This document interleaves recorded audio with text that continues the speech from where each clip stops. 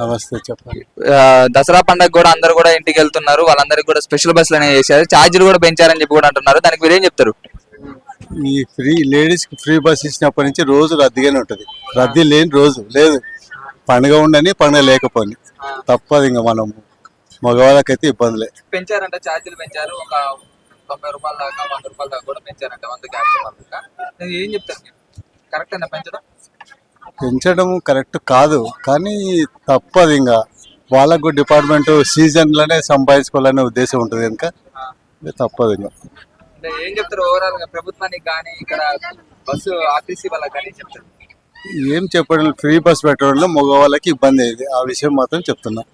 ఇంకంతే. డబ్బులు పెట్టి మేము నిలవాల్సి వస్తుంది. అంటే మగవాళ్ళకి న్యాయం అయితే లేదు. మీరు కూడా చూస్తున్నారు కదా, అందరు డబ్బులు పెట్టి మేము నిలబడుతున్నాం. అది మాకు చాలా ఇబ్బందికరంగా ఉంది. షేర్ చేయండి, లైక్ చేయండి, సబ్స్క్రైబ్ చేయండి. మరిన్ని వీడియోల కోసం బెల్ సింబల్ పై క్లిక్ చేయండి.